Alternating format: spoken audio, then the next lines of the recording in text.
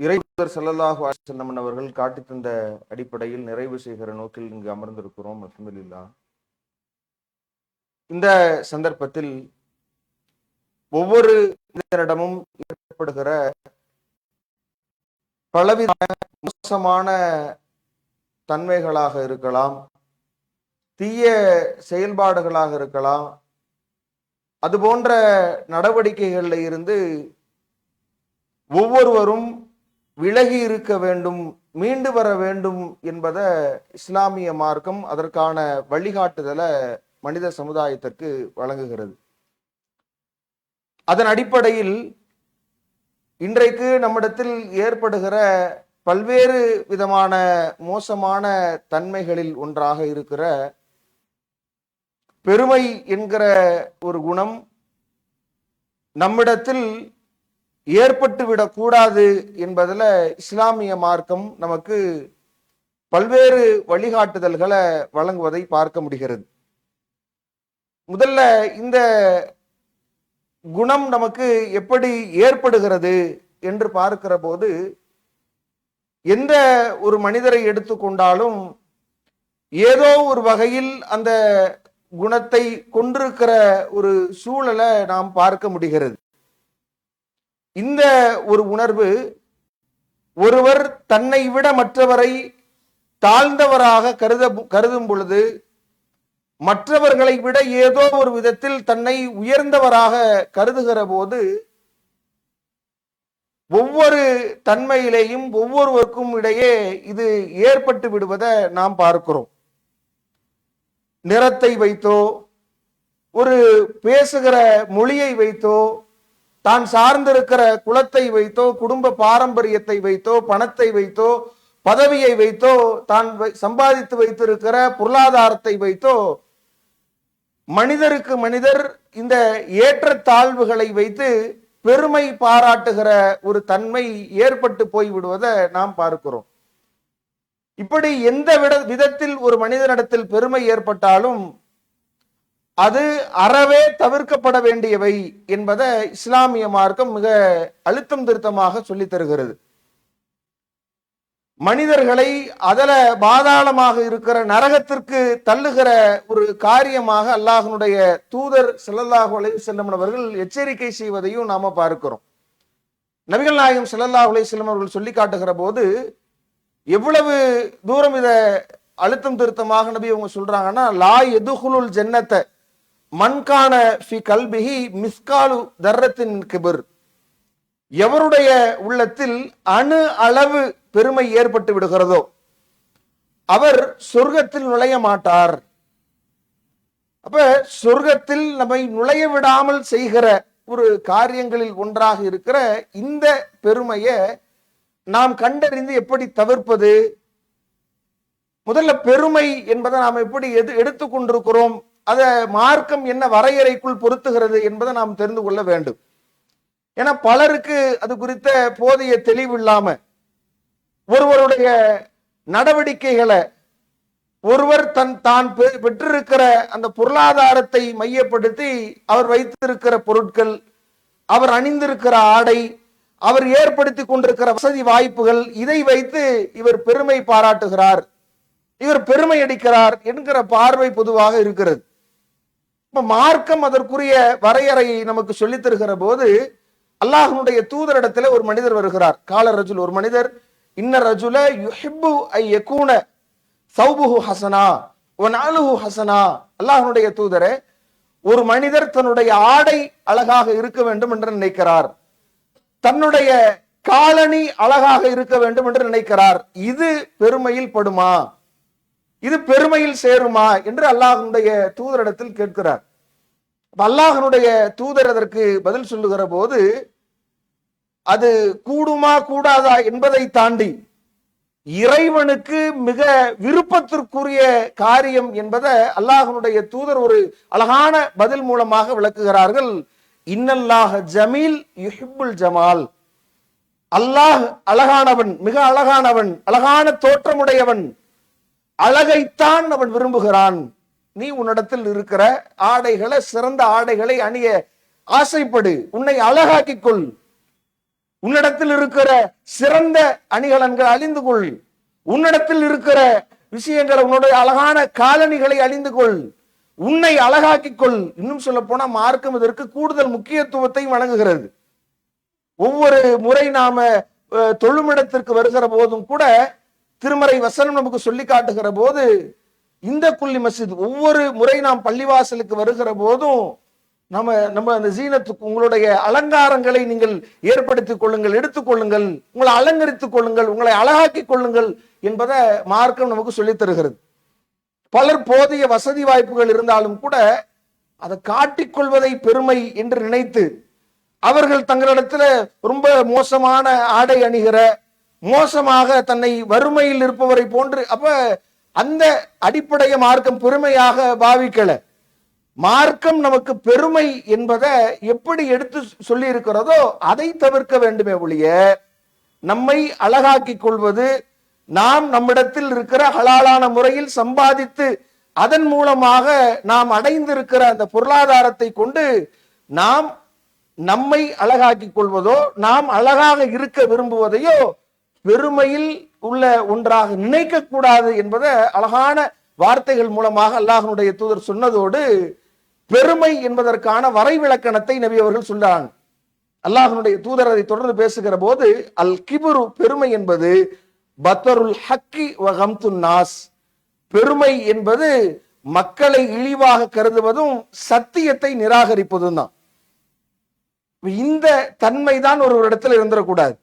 எந்த நிலையிலும் உயர்ந்தவராக தன்னை கருதுகிற போது மிக சாதாரணமாக நான் பெரியவன் என்கிற எண்ணம் ஒருவரிடத்தில் குடிகொண்டு விடுகிற போது சத்தியத்தை அவன் ஏற்க மறுக்க தொடங்கி விடுகிறான். எது உண்மையோ, தன்னை விட எவனை தாழ்ந்தவனாக ஒருவன் நினைக்க கருதுகிறானோ அவனிடத்தில் உண்மையே வந்தாலும் கூட இவன் என்னை விட்டு தாழ்ந்தவன், இவனிடம் இருந்து அந்த சத்தியத்தை நான் ஏற்க மாட்டேன் என்கிற மனோபக்குவம் நம்மிடத்தில் வருதில்ல. ஏதோ ஒரு விதத்தில் நம்முடைய பணியால் நம்மிடத்தில் ஒரு விஷயத்தை சரியானதை சொன்னாலும் கூட அவரை தகுதியை வைத்து அதை மறுக்க நினைக்கிறோம், அதை ஏற்க மறுக்கிறோம். நம்முடைய பிள்ளைகள் நமக்கு ஒரு உபதேசம் செய்கிற போது, இவனுக்கு என்ன வயது இருக்கிறது, இவன் சொல்லி நான் கேட்க வேண்டுமா என்கிற எண்ணம் ஏதோ ஒரு விதத்தில் நம்மை அறியாமல் ஏற்பட்டு விடுகிறது. ஒரு சிறுவன் ஆசிரியரிடத்தில் ஒரு ஒரு ஒரு நல்ல ஆலோசனை சொன்னாலும் கூட அதை அப்படியே எடுக்க தோணுமா? ஒரு உள்ள என்ன எண்ணம் ஏற்பட்டு விடுகிறது நமக்கு? சரியானதை சொல்கிற போது, சத்தியத்தை சொல்கிற போது அதை ஏற்கிற உள்ளம் நமக்கு இருக்கணும். யாரையும் மட்டமாக நினைக்க கூடாது, யாரையும் இழிவாக கருதுகிற எண்ணம் இருக்கக்கூடாது. சத்தியத்தை ஏற்பதில் யார் சொன்னாலும், யார் வாய் கேட்டாலும் அதை ஏற்கிற மனப்பான்மை நம்மிடத்தில் இருக்க வேண்டும் என்பதை மிக அழகாக இந்த அல்லாஹ்வுடைய தூதர் சொல்கிற அந்த இலக்கணம் நமக்கு உணர்த்தி காட்டுகிறது. அது என்ன மாதிரியான நிலைக்கு ஒரு மனிதனை தள்ளுகிறது? இறுதியில சத்தியத்தை, சாதாரண நம்மிடத்தில் சுட்டி காட்டப்படுகிற தவறுகளை கூட சில நேரம் பாருங்க, குர்ஆன் ஹதீஸ் அடிப்படையில நீங்கள் செய்வது தவறு, தவிர்த்து கொள்ளுங்கள் என்று சொல்லுகிற போது, நான் எவ்வளவு வருடங்களா இருக்கு, நீ என்ன சொல்வது என்கிற மனப்பான்மை, அல்லது புதிதா ஒருவர் உள்ளே வந்திருக்கிற ஒருவராக இருக்கலாம், அல்லது போதிய அளவு ஞானம் படைத்தவராக நமக்கு படாதவராக இருக்கலாம், சில செய்திகளை தெரிந்தவராக இருக்கலாம், ஏதோ ஒரு விதத்தில் நம்மை விட தாழ்ந்தவராக நாம் பார்க்கப்படுகிற ஒருவர் நமக்கு ஒரு உபதேசம் செய்கிற போது அதை ஏற்க மறுக்கிறோம் என்றால், அப்போ நாம இது எந்த நிலைக்கு நம்மை தள்ளிவிடும் என்பதை திருமறை வசனங்கள் நமக்கு தெளிவுபடுத்துகிறது. இதா துத்துலா அலைஹி ஆயாத்துனா, நம்முடைய வசனங்கள் அவர்களிடத்துல ஓதி காட்டப்படுகிற போது, வல்லா முஸ்தக்பிரன் கல்லம் யஸ்மௌஹா கன்னஃபி உதுனிஹி வக்கரா, அவர்களுடைய காதுகள் ஏதோ கேட்காததை போன்று, அவர்கள் அந்த விஷயங்கள் எடுத்து காட்டாததை போன்று, அதை செவியேற்காததை போன்று அவங்க பெருமை அடித்து ஆணவம் கொள்ளக்கூடிய நிலையில் இருக்கிறார்கள். அல்லாஹ் அப்பேற்பட்டவர்களை, இந்த பெருமையை அடிக்கக்கூடியவர்களை அந்த நேர்வழியில் இருந்து திருப்பி விடுவதாக பல வசனங்களை சொல்லி காட்டுவதையும் பார்க்கிறோம். அப்ப ஒரு சின்ன இந்த விஷயங்களை மறுக்க தொடங்கி சத்தியத்தையே நாம் மறுத்து இஸ்லாத்தை விட்டு ஒதுங்கி போய்விடுகிற ஒரு சூழலை இந்த பெருமை ஏற்படுத்தி விடும் என்கிற எச்சரிக்கையை திருமறை வசனங்கள் நமக்கு சொல்லி காட்டுகிறது. அதே மாதிரி இழிவாக கருதுவது, யோசிங்க, திருமறை குர்ஆன் அதை எப்படி நமக்கு பக்குவமாக எடுத்து சொல்கிறது. அல்லாஹ் திருமறையில சொல்லி காட்டுகிற போது அந்த தன்மை எப்படி எல்லாம் ஏற்பட்டு விடுமோ அதையெல்லாம் சொல்லி காட்டுகிறான். வலா துஸைர் ஹத்தக லின்னாஸ், மக்களிடத்திலே உன் முகத்தை அகந்தையோடு திருப்பிக் கொள்ளாதே. வலா தம்சி ஃபில் அர்லி மர்ஹா, நீ பூமியிலே கருவத்தோடு நடந்து விடாதே. இன்னல்லாஹ லா யுஹிப்பு குல்லு முக்தாரின் ஃபஹூர், அல்லாஹ் கர்வம் கொண்டிருக்கிற எவனையும் நேசிக்க கூடியவன் இல்லை. எல்லாம் இவ்வளவு அழகா யோசிச்சு பாருங்க. இன்னைக்கு அந்த ஒரு தான் உயர்ந்தவன் என்கிற மனப்பான்மை வருகிற போது சாதாரணமாகவே பிறரை இழிவாக கருதுகிற நிலை. ஏதோ ஒன்றில் தான் சிறந்தவன் என்று ஒருவன் முடிவு செய்து விட்டால், ஒரு பதவி, நம்ம ஒருவரிடத்தில் நடந்து கொள்கிற முறையே ஒரு நிலையில் இருக்கிறவரை ஒரு மாதிரியாக பார்ப்பது, தன்னோடு சமநிலையில் பொருளாதாரத்தில் இருப்பவரிடத்தில் ஒரு போன்று நடப்பது, நம்மோடு அதிகார மட்டத்தில் சம அளவில் இருப்பவரோடு ஒரு மாதிரி நடப்பது, அதை விட கீழ்நிலையில் இருப்பவர்களை தாழ்ந்தவராகவும் இழிந்தவர்களாகவும் அவர்களை இழிவாக எண்ணுகிற, நாம நம்முடைய ஆடைகளை நம்முடைய அலங்காரங்களை அணிந்து கொள்வதோ அதை ஊக்கப்படுத்திக் கொள்வதையோ மார்க்கம் தடுக்கல. ஆனால் அது இல்லாதவர்களை, அதை அணிய முடியாதவர்களை, அதற்கு வழி இல்லாதவர்களை இழிவாக கருதுகிற எண்ணம், அதுதான் பெருமை என்று அல்லாஹ்வுடைய திருமறை வசனங்களும் அல்லாஹ்வுடைய தூதருடைய வழிகாட்டுதலும் நமக்கு சொல்லி காட்டுகிறது. என்றால் இப்போ நாம் சிந்தித்து பார்க்கணும், இது ஒரு சாதாரணமான ஒரு விஷயம் இல்லை. நம்மை அறியாமல் நம்மிடத்தில் இது ஏற்பட்டு விட்டால் ஏதோ ஒன்று என்று கடந்து போகிற விஷயம் இல்லை. ஏன்னா இப்லீஸ் என்பவனுடைய அந்த வாழ்க்கை மாற்றம் நாம் பார்த்தோம். திருமறை வசனங்கள் நமக்கு அதை சொல்லி காட்டுகிறது. ஒரு மனித குலத்திற்கு பெரிய எதிரியாக யாரை நாம் சொல்கிறோமோ, நம்மை வழிகேட்டிற்கு அழைத்து செல்கிற, நரகத்திற்கு பெரும் படையை அழைத்து செல்கிற ஏற்பாட்டை ஒவ்வொரு மனிதனுடைய இரத்த நாளத்தில் ஓடி செயல்படுகிற அந்த ஷைத்தான், இப்லீஸுடைய வழித்தோன்றல்கள். இப்லீஸ் எப்படி வழிகட்டு போகிறான்? திருமறை குர்ஆன் சொல்கிற அந்த அழகான வரலாறு, ஜின் இனத்தை சார்ந்தவை அல்லாஹ் தன்னுடைய அந்த வானவர்கள் படையில் வைத்திருக்கிற அந்த சூழ்நிலையில ஆதம் அலைஹிஸ்ஸலாம் அவர்களை படைத்து சிரம்பணியை சொல்கிற போது சிரம்பணியை மறுக்கிறான். அல்லாஹ் கேட்கிறான், மா மனக அல்லாஹ் தஸ்ஜுது, இது அமர்த்துக்க, உனக்கு அவருக்கு சிரம்பணி என்று நான் கட்டளையிட்ட போது அதற்கு பணியாமல் நீ மறுத்ததற்கான காரணம் என்ன என்று இறைவன் கேட்கிற போது அவன் சொல்கிறான், ஆனா ஹைரு மின்ஹு, நான் அவரை விட சிறந்தவன். ஹலக்தனி மின்னார், நீ என்னை நெருப்பிலிருந்து படைத்திருக்கிறாய். ஹலக்துஹு மின் தீன், அவரை களிமண்ணில் இருந்து படைத்திருக்கிறாய். களிமண்ணா நெருப்பா?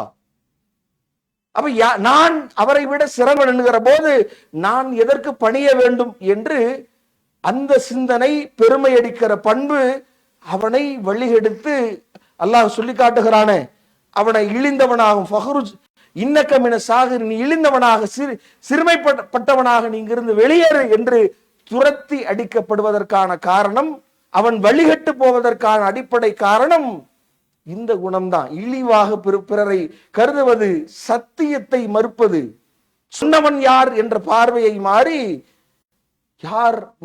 யார் இதில் சிறந்தவர், இழிந்தவருக்கு நாம் ஏன் பணிய வேண்டும் என்கிற அந்த சத்தியத்தை மறுக்கிற பண்பும் பிறரை இழிவாக நினைக்கிற குணமும் ஒரு இப்லீஸை உருவாக்குகிறது. என்றால் அப்ப இந்த குணம் அடிப்படையிலேயே நம்மிடத்தில் கிள்ளி எறியப்பட வேண்டியவை என்பதை நாம கவனத்தில் கொள்ள வேண்டும். ஏதோ ஒரு விதத்தில் நாம பேசுகிற போது அந்த பெருமை நம்மிடத்தில் வந்து விடுகிறது. ஒரு இடத்தில் பேசுகிற போது நம்மை ஆரம்பித்த நம்முடைய குடும்பத்தை பற்றியோ, நம்முடைய குலப்பெருமை தொடர்பாகவோ, நாம் பெற்றிருக்கிற கல்வி தொடர்பாகவோ பெருமை பேச தொடங்கி விடுகிறோம். அப்படி இப்படி என்று அந்த பேச்சு அவரே அந்த ஒரு மனிதரை தாழ்வுபடுத்துகிற விதத்தில் நாம அந்த பெருமை பேசுவதை மிக பெரிய சுவாரஸ்யமான விஷயமாக வைத்து பேசிக் கொண்டிருக்கிறோம். ஆனா இது எந்த அளவிற்கு மோசமானது? பல வரலாற்று நிகழ்வுகளை பார்க்கலாம். நபி நூஹ் அலைஹிஸ்ஸலாம் அவர்கள் அவ்வளவு 950 ஆண்டு காலம் இந்த மக்களுக்கு வாழ்ந்த தன்னுடைய பிரச்சாரத்தை எடுத்துரைக்கிற போது அதுல அதிகமானவர்கள் அவ்வளவு ஆண்டு காலங்கள் பிரச்சாரத்தை எடுத்து சொல்லுகிற போது எவ்வளவு பேர் ஏற்றிருக்கலாம்.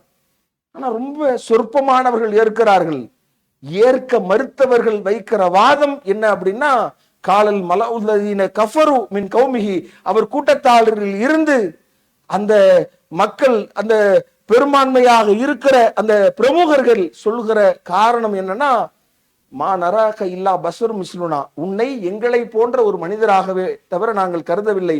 ஒமா நராக இத்தபாக்க இல்லல்லதீன ஹும் அராதுரினா பாதியர் ராய், உன்னை பின்பற்றக்கூடியவர்களையும் நாங்கள் சிந்தனை குறையுடைய தாழ்ந்தவர்கள் தான் உன்னை பின்பற்றுகிறார்கள் என்கிற போது, எந்த விதத்தில் என்னை விட நீ மேம்பட்டிருக்கிற, ஏன் நான் உங்களை ஏன் நான் ஏற்கணும், ஏன் நான் உன்னை பின்பற்ற வேண்டும் என்கிற பார்வை மற்றவர்களை இழிவாக கருதுவது. நீ பெரிய ஆள் இல்லையே, உன்னை பின்பற்றவர்கள்லாம் ஒரு தாழ்ந்தவர்கள், பொருளாதாரத்துல தாழ்ந்த நிலையில் உள்ளவர்கள், நான் ஏன் இப்பேற்பட்ட ஒரு கொள்கையை, தாழ்ந்தவர்கள் பின்பற்றுகிற ஒரு சித்தாந்தத்தை நான் ஏன் பின்பற்ற வேண்டும் என்பது அவர்கள் சத்தியத்தை ஏற்க மறுக்க செய்திருக்கிறது என்றால், அப்போ நாம இந்த விஷயத்தில் நாம் நம்மை காத்து கொள்ள வேண்டும் என்பதை நாம் பார்க்கிறோம். அப்படி எண்ணற்ற பல வரலாற்று நிகழ்வுகளை பார்க்கிறோம். ஃபிரௌன் போன்றவன், அதே மாதிரி அல்லாஹ்வுடைய தூதருடைய காலத்தில் அந்த மக்கத்து காஃபிர்கள், அவர்களுடைய மனநிலை, இதெல்லாம் அந்த பெருமை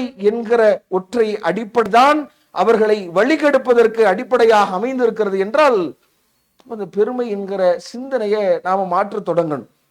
இது நேர்வழியை விட்டு நம்மை திசை திருப்பது என்கிற அந்த நிலையை தாண்டி பல்வேறு விதமான மறுமையில் நமக்கு பெரும் சேதத்தை, சொர்க்கத்தில் நுழைய முடியாத ஒரு சூழலை ஏற்படுத்திவிடும் என்பதை நாம் சிந்திக்க வேண்டும். எப்படி நாம தவிர்ப்பது?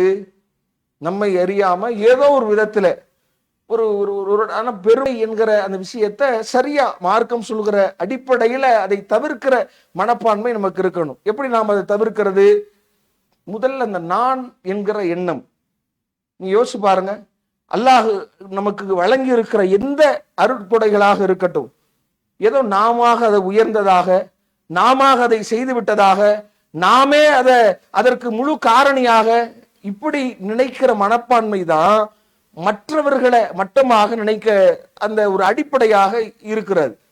திருமறை வசனம் சொல்கிறது ஒரு மனிதனுடைய எண்ணத்தை, இதா மஸ்ஸல் இன்சானுலர், ஒரு தீங்கு ஒரு மனிதனுக்கு ஏற்பட்டு விடுகிற போது உடனே என்னிடத்தில் பிரார்த்தனை செய்கிறான். சும்மா இதா ஹவ்வல்னாகும், நாம் அதை மாற்றி அவனை சரி செய்கிற போது இன்னமா ஊதீதுஹு அலா அலா இல்மின், இது இந்த நிலை மாறியதெல்லாம் என்னுடைய அறிவால் தான் என்று ஒரு மனிதன் சொல்கிறான். அல்லாஹ் சொல்கிறான் பல் ஹிய ஃபித்னா, இது அவனுக்கு ஒரு சோதனை தான். ஒரு நல்ல ஒரு துன்பத்தை கொடுத்து அதிலிருந்து அவனை விளக்க வேண்டும் என்கிற அவனால் இயலாமல் போய் என்னிடத்தில் பிரார்த்தனை செய்கிறான்.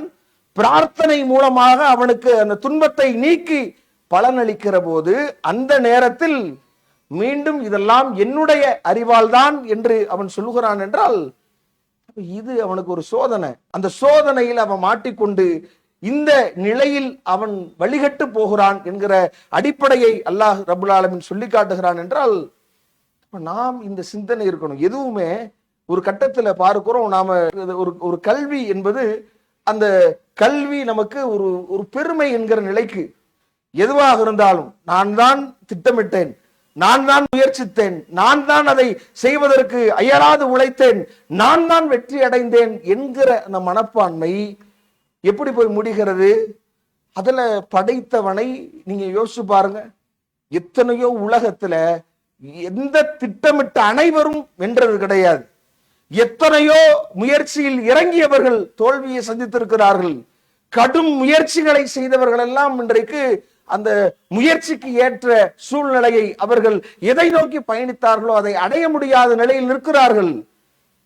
இறைவன் தான் தான் நாடியவர்களுக்கு அந்த மேன்மையை வழங்கி இருக்கிறான் என்கிற சிந்தனை அற்று போகிற போது தான் இந்த சிக்கல் ஏற்படுகிறது. ஆனால் அல்லாஹ்வுடைய தூதருடைய வாழ்க்கையில் நீங்கள் பார்த்தா எவ்வளவு உயரத்திற்கு போனாலும் அல்லாஹ்வுடைய தூதர் தான் அடைகிற வெற்றியெல்லாம் இறைவனுக்கு உரித்தாக்கினார்கள் என்பதை நாம் பார்க்க முடிகிறது.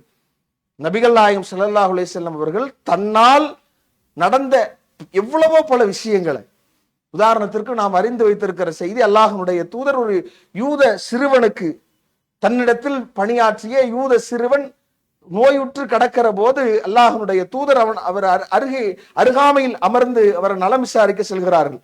நலம் விசாரிக்கிறார்கள். அவரை சத்தியத்தை ஏற்கும்படி அல்லாஹ்வுடைய தூதர் அழைப்பு விடுக்கிற போது அங்கு அந்த நேரத்தில் அஸ்லிம் என்று அல்லாஹ்வுடைய தூதர் சொல்கிறார்கள். நலர இலா அபிஹி, தன்னுடைய தந்தையை அவர் பார்க்கிறார். பார்த்ததோடு தந்தையும் அல்லாஹ்வுடைய தூதருடைய அந்த மேன்மையை, எவ்வளவு பெரிய உயர்ந்தவர், இந்த மக்கள் மத்தியில ஒரு இறை தூதராக பார்க்கப்படுபவர் என்பதை தாண்டி அந்த நாட்டை ஆளுகிற மாமன்னர் அவர். அவ்வளவு பெரிய ஒருவர், இந்த சிறுவனுடைய முதலாளி. அவர் அமர்ந்ததோடு இல்லாமல் நலம் விசாரிக்கிற அந்த நிலையில் இப்படி கேட்கிறாருன்னா, சாக கிடக்கிற நிலையில் இந்த அழைப்பு விடுக்கிறார் என்றால் உலக ஆள் சேர்ப்புக்காக கிடையாது, மறுமை வெற்றியை அவர் அடைய செய்ய வேண்டும் என்கிற நன்னோக்கத்தை புரிந்த தந்தை என்ன செய்கிறார் அப்படின்னா, நீ ஏற்றுக்கொள் என்று அவர் சொன்னதோடு அபுல் காசிம் சொல்லுகிற அந்த கொள்கையை நீ ஏற்றுக்கொள் என்று சொன்னதோடு அந்த சிறுவன் இஸ்லாத்தை ஏற்கிறான், மரணம் அடைகிறான். ஆனா அல்லாஹ்வுடைய தூதர் அந்த இடத்தை விட்டு வெளியேறுகிற போது ஃபஹரஜ நபி ஸல்லல்லாஹு அலைஹி வஸல்லம் வஹுவ யகூல், அல்லாஹ்வுடைய தூதர் அந்த இடத்தை விட்டு வெளியேறுகிற போது சொல்றார்கள், அல்ஹம்துலில்லாஹி அல்லதி அன்கதஹு மினன் நார், நரகத்தை விட்டு இந்த சிறுவனை காப்பாற்றிய அல்லாஹ்விற்கே எல்லா புகழும் என்றார்கள். யோசிச்சு பாருங்க. அப்ப இந்த சிந்தனை அல்லாஹ்வுடைய தூதர் மினக்கெடுகிறார்கள். நபிகள் நாயகம் ஸல்லல்லாஹு அலைஹி வஸல்லம் அவர்கள் இறுதி வரை முயற்சிக்கிறார்கள். அதனால் அந்த சிறுவன் ஏற்றார் என்பது வெளிப்பார்வைக்கு இருந்தாலும் கூட, இப்படி நபி அவர்கள் முயற்சித்த அனைவருமே இஸ்லாத்தை ஏற்றுவிட்டார்களா?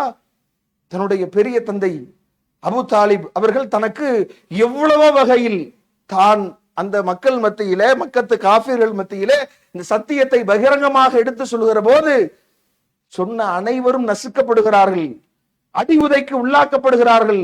பிலால் போன்றவர்கள் அப்படியே சுடு மணலில் இழுக்கப்படுகிறார்கள், பல்வேறு துன்புறுத்தலுக்கு உள்ளாக்கப்படுகிறார்கள். அல்லாஹ்வுடைய தூதரும் சில சிரமங்களுக்கு உள்ளாக்கப்பட்டாலும் கூட பெரிய தாக்குதலுக்கு உள்ளாக்கப்படாமல் இருந்ததற்கான காரணம் அபு தாலிப் என்றால், அந்த அபு தாலிப் அவருடைய மரண நேரத்தில் அல்லாஹ்வுடைய தூதர் அமர்ந்து லா இலாஹ இல்லல்லாஹ் என்று நீங்கள் சொல்லுங்கள், இறைவனிடத்தில் நான் அது குறித்து பேசுகிறேன் என்கிற போது அவர் மறுத்து விடுகிறார் என்கிற அந்த நபி மொழிகளை பார்க்கிற போது நபி அவர்கள் நிதானமாக அந்த முடிவெடுக்கிறாங்க. நாமும் நம்முடைய வாழ்க்கையில் அந்த நிலை தான். நாம நினைத்ததெல்லாம் இது வரைக்கும் நடந்ததில்லை. யோசிச்சு பாருங்க. நீ எதை உலகத்துல நீங்க நினைத்த எந்த காரியமாக இருந்தாலும் நீங்க நினைத்ததெல்லாம் அப்படியே நடந்திருக்கிறதா? நீங்கள் திட்டமிட்டதெல்லாம் திட்டமிடப்பட்ட படியே நகர்ந்துக்கிறதா? முயற்சித்தால், கடுமையான உழைப்பை நீங்கள் செலுத்தினால் விட்டு எல்லாம் இருக்கணும். அதுக்குன்னு சோம்பேறியாக இருப்பதற்கு மார்க்கம் அதை ஊக்குவிக்கல. எல்லா விஷயங்களையும் நாம் செய்துவிட்டு இறைவனால் தான் நம்மை வெற்றியடைய செய்ய முடியும் என்கிற நம்பிக்கை நமக்கு இருக்கிற போது தான் அந்த வெற்றியை நாம் பெற முடியும். ஆணவம் இல்லாமல், கர்வம் இல்லாமல் அந்த நிலையை அடைய முடியும் என்கிற அடிப்படையை மார்க்கம் நமக்கு சொல்லித் தருகிறது என்றால், இன்னைக்கு எதுவாக இருந்தாலும் நான் முயற்சி செஞ்சேன், நான் கஷ்டப்பட்டேன், என்னால் நான் என்னுடைய அவ்வளவு வறுமையிலையும் நான் முயற்சித்தேன், கஷ்டப்பட்டேன், நான் அதனால் இந்த நிலையை அடைந்தேன் என்கிற அந்த சிந்தனை, அந்த பேச்சு நம்மை ஏதோ ஒரு இடத்தில் வழிகேட்டுக்கு தள்ளிவிடுகிறது என்கிற நிலையை நாம் யோசித்து பார்க்க வேண்டும். இந்த உலகத்தில் நாம் கொண்டிருக்கிற, நாம் அனுபவிக்கிற எதுவுமே நாம் உரிமை கொண்டாட முடியாதது என்பதை யோசித்து பார்க்க வேண்டும். அல்லாஹ் சொல்லி காட்டுகிறானே, இந்த உலகத்தில் நீங்கள் அனுபவிக்கிற எந்த ஒன்றாக இருந்தாலும், அருட்கொடைகளாக இருந்தாலும், அது அல்லாஹ்விடம் இருந்து உங்களுக்கு வந்திருக்கிறது. இந்த மரணத்தை அடைந்து விட்டால் இந்த உலகத்துல நமக்கு சொந்தமானது என்று எதையாவது நாம குறிப்பிட முடியுமா?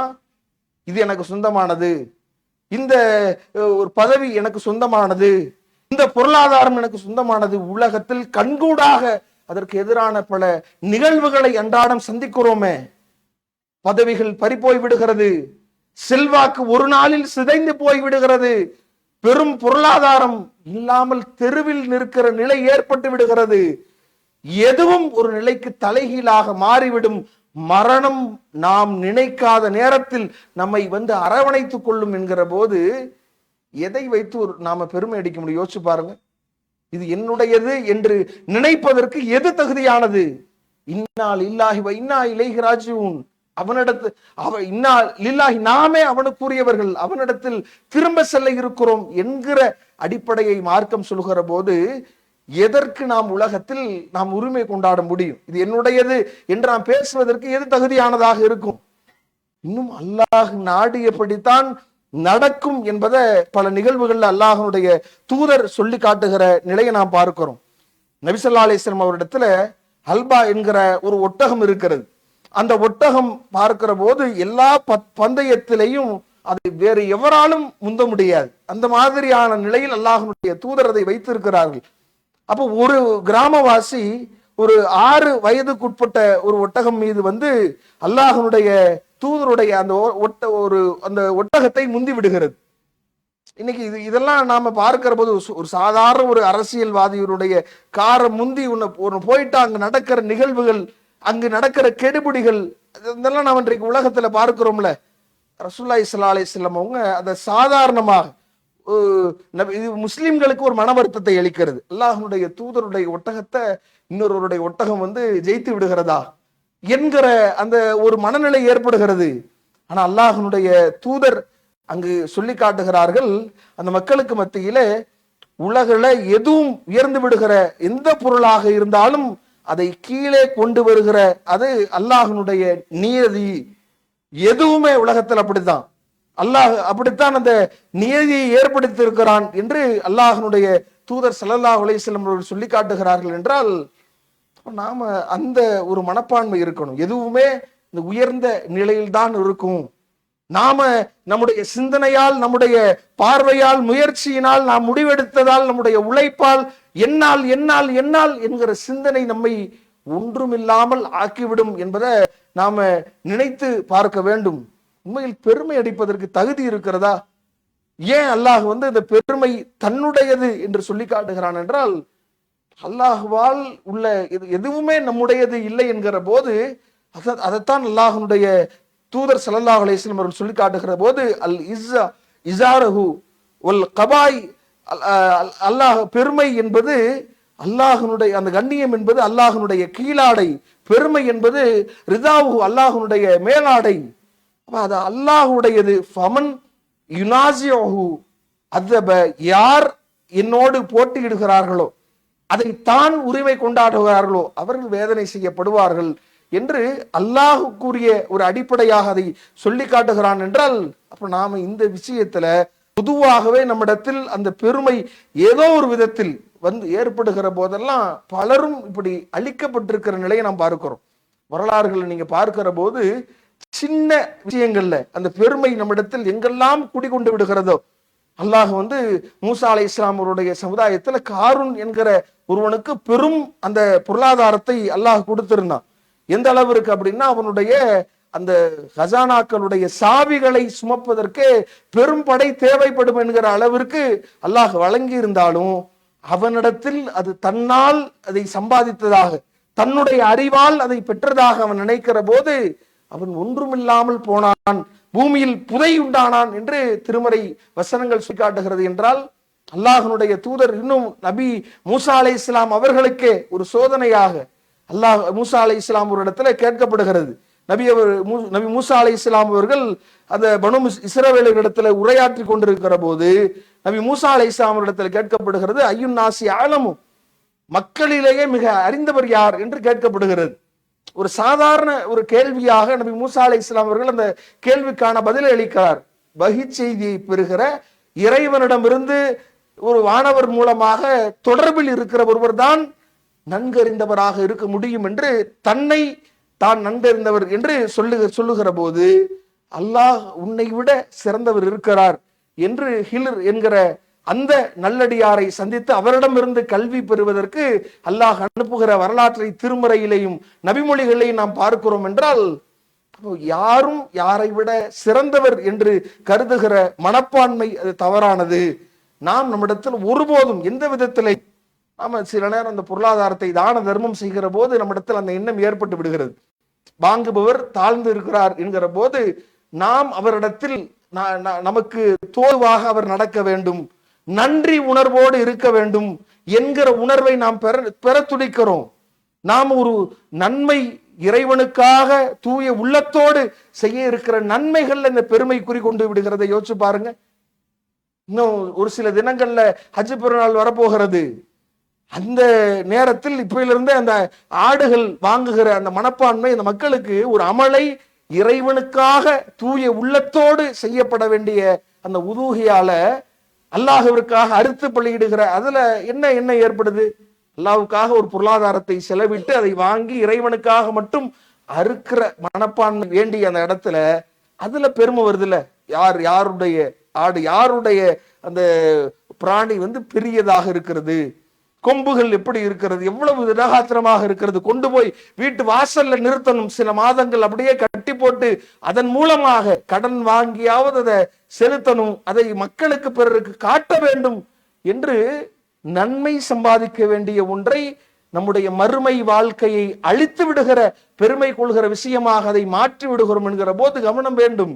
ஹஜ் செய்கிறோம் இறைவனுக்காக, அல்லாஹ்விற்காக வேண்டி அன்று பிறந்த பாலகனை போன்று மாற்றுகிற பெரும் நன்மையை பெற்று தருகிற அந்த ஹஜ் அது கிடைப்பதற்கு அந்த வாய்ப்பை பெறுவது இவ்வளவு ஒரு உன்னதமான அந்த வாய்ப்பை பெறுகிற இறைவனுக்காக தூய உள்ளத்தில் இறைவா உன்னிடத்தில் வந்துவிட்டேன் என்று இறைவனிடத்தில் செல்ல வேண்டியவர்கள் ஹாஜி என்கிற ஒரு ஒரு ஒரு ஒரு அந்த பேரோடு தான் அழைக்கப்பட வேண்டும் என்று நினைக்கிறார். இரு ஹஜ் செய்தால் அதை பெருமையாக அல்ஹாஜ் என்று தான் குறிப்பிடப்பட வேண்டும், அதை ஏதோ ஒரு சமுதாய அந்தஸ்தாக பயன்படுத்த நினைக்கிறார் என்றால் அப்போ ஒரு நிதானம். இது நம்முடைய இந்த மார்க்க அடிப்படைகள்ல எந்த நிலையிலையும் ஒருவரை விட ஒருவர் உயர்ந்தவராக இருக்க முடியாது இறை அச்சத்தை தவிர என்கிற போது எந்த ஒரு பதவியும் ஒரு சின்ன ஒரு பதவி ஒருவருக்கு கிடைத்தால், ஒருவரை நிர்வகிக்கிற ஒரு நிலை ஒருவருக்கு ஏற்பட்டால் உடனடியாக இவர் தன்னை ஒரு மதிப்புக்குரியவராக அடையாளப்படுத்திக் கொள்வது, பிறரை இழிவாக நினைப்பது, அவர் மீது அதிகாரம் செலுத்துவது, அலட்டுவது, மோசமாக நடக்க நினைப்பது.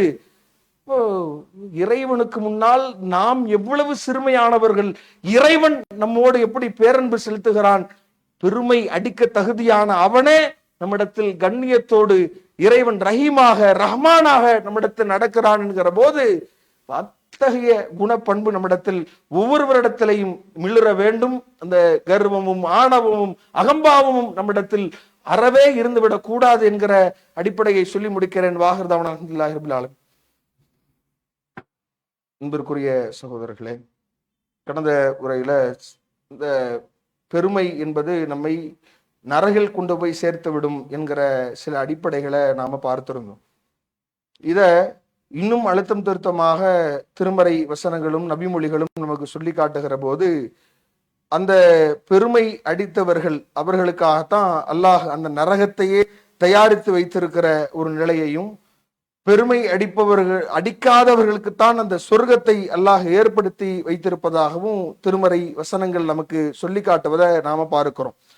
இன்னும் அந்த சொர்க்கமும் நரகமும் பேசிக்கொள்ளுமா? அல்லாஹ்வுடைய தூதர் ஸல்லல்லாஹு அலைஹி வஸல்லம் அவர்கள் சொல்லி காட்டுகிற போது இஹ்தஜத்தில் நாரு வல் ஜன்னா, சொர்க்கமும் நரகமும் அந்த பேசிக்கொள்ளுமா? ஃபகாலத் ஹாதிஹி யதுகுலூனி அல் ஜப்பாரூன வல் முத்தகப்பீரூன, அந்த நரகம் சொல்லுமா, என்னில் நுழைபவர்கள் எல்லாம் யார் தெரியுமா? அக்கிரமக்காரர்களும் ஆணவம் கொண்டவர்களும் தான். யார் பெருமை எடுத்து ஆணவம் கொள்கிறார்களோ, அக்கிரமம் புரிகிறார்களோ அவர்கள்தான் என்னில் நுழைபவர்கள் என்று நரகம் பேசுமா. அந்த நேரத்தில் சொர்க்கம் சொல்லுமா, ஹாதிஹி யதுகுலூனி துஃபாவு வல் மசாகினு, என்னில் நுழைபவர்கள் எல்லாம் ஏழைகளும் பலவீனமானவர்களும் தான் என்று அந்த நேரத்தில் சொர்க்கம் பேசிக்கொள்ளுமா. அப்ப அல்லாஹ் அந்த இடத்துல ஃபகாலல்லாஹு அஸ்ஸ வஜல்ல, கண்ணியமிக்க இறைவன் சொல்வானா, அல்லாஹ் சொல்லுகிற போது அந்தி அதாபி, நீ என்னுடைய வேதனை, அதிபு பிக மையஷா, உன்னை நான் நாடியவர்களை வேதனை செய்வதற்காக உன்னை படைத்திருக்கிறேன்.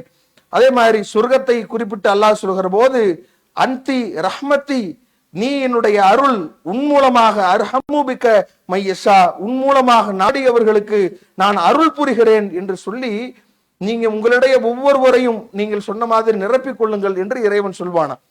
அப்ப இந்த சொர்க்கத்திற்கு செல்வதற்கு எப்படி நம்மிடத்தில் பணிவு, அல்லாஹ்வுடைய தூதர் சொல்லி தந்திருக்கிற உயர்ந்த குணங்கள் இருக்க வேண்டுமோ, நாம் ஒரு எளிமையானவராக அந்த சொர்க்கத்திற்கானவர்களாக நம்மை உருவாக்கி கொள்கிற அந்த பண்பு நம்மிடத்தில் இருக்க வேண்டுமோ, நரகத்திற்கு சென்று விடாமல் இருப்பதற்கு நம்மிடத்தில் பெருமை என்பது அறவே இருந்துவிடக் கூடாது என்பதை இந்த நபிமொழிகள் உணர்த்துகிறது.